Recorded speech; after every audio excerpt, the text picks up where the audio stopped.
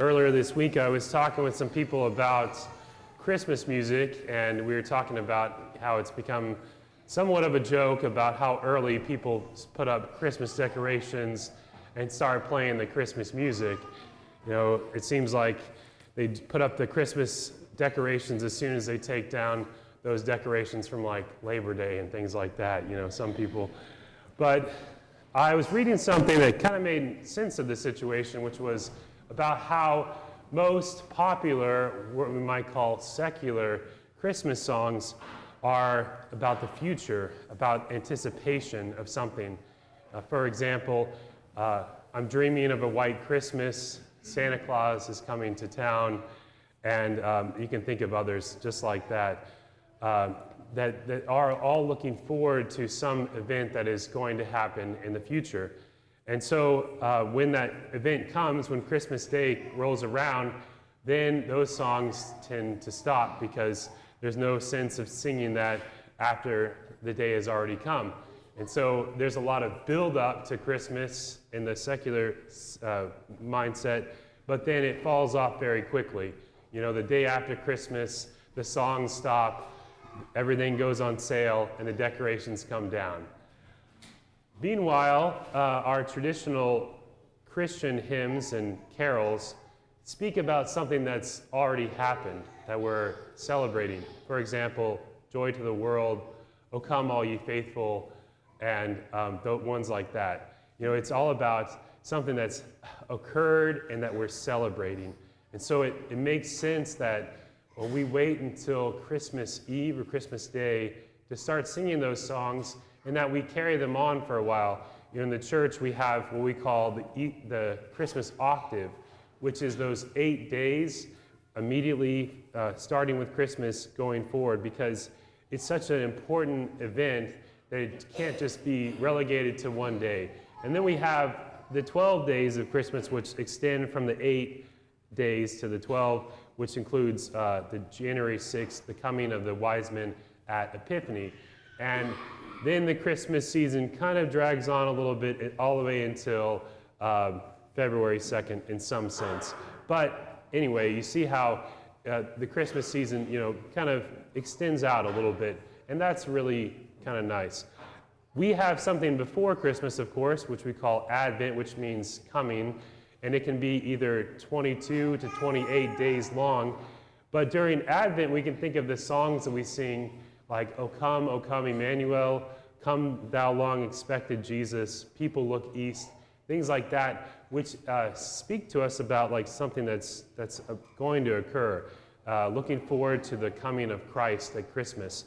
And that's what this season of Advent is all about. In the Catechism, it says something nice. It says, when the church celebrates the liturgy of Advent each year, she makes present the ancient expectancy of the Messiah. And so what we're doing at Advent every year is we're like traveling back in time before the coming of Christ. And we're trying to think about what the expectation of the people of Israel was like for the coming of the Messiah, how they longed for that day when he would arrive. And we know this feeling whenever there's someone we love that's going to visit us, that day couldn't come soon enough. We're always looking forward in anticipation and expectancy for that day. And so it was with all the people of Israel longing for the coming of the Messiah. And that's what Advent helps us to enter into. And moreover, it says, by sharing in the long preparation for the Savior's first coming, the faithful renew their ardent desires for his second coming.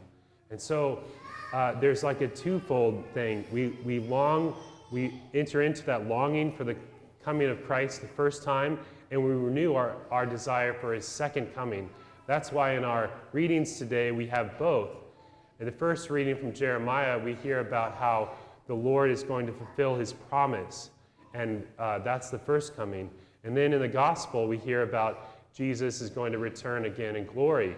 And so we have both comings of Jesus, the first and the second, when he came as a child at Bethlehem, and when he'll come as judge on the clouds. And so Advent is this time when we enter into both these desires and help us to long for his second coming and to prepare for his first coming at Christmas. And so my suggestion is that we just try to focus on what the church has given to us, because there's a lot of wisdom here, there's a lot of tradition here about not jumping the gun too much with Christmas, and then when Christmas comes, making sure that we celebrate that for a good long amount of time.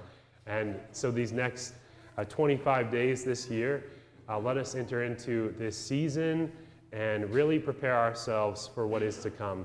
And if we do that, then, it's going to be so sweet on Christmas Day to sing those songs and to celebrate the coming of Christ. One other thing, for this season of Advent, we're going to try a new chant setting. So in the pew, there's some little cards at the end, and what we're going to do with the Holy, Holy, Holy, and the other parts of the Mass, we're going to chant this in English. We've already kind of learned the Latin chant. We usually do that during Lent, but I want to start using this one just to give us one more tool in our toolbox with which we can worship God.